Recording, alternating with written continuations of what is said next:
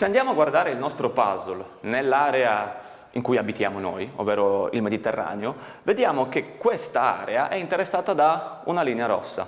Questa linea rossa rappresenta una superfaglia, ovvero un contatto tra due placche, che come vedete sono quella africana a sud e quella eurasiatica a nord.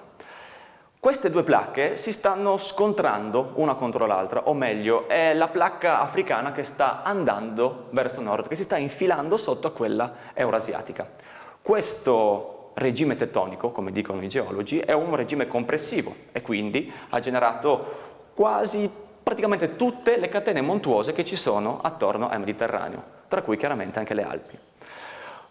Se andiamo a vedere adesso il Friuli, la nostra zona, vediamo che ci sono delle montagne e queste montagne le hanno generate queste due placche scontrandosi. E secondo voi quanti terremoti ci sono voluti a creare queste montagne?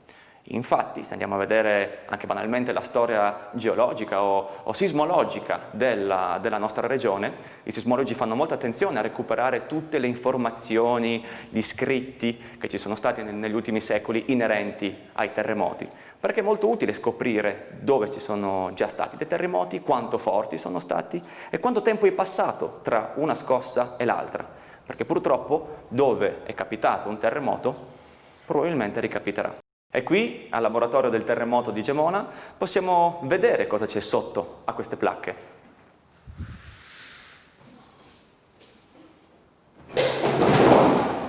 Così abbiamo sgusciato l'uovo di prima. Le placche sono cadute e questo è il mantello terrestre.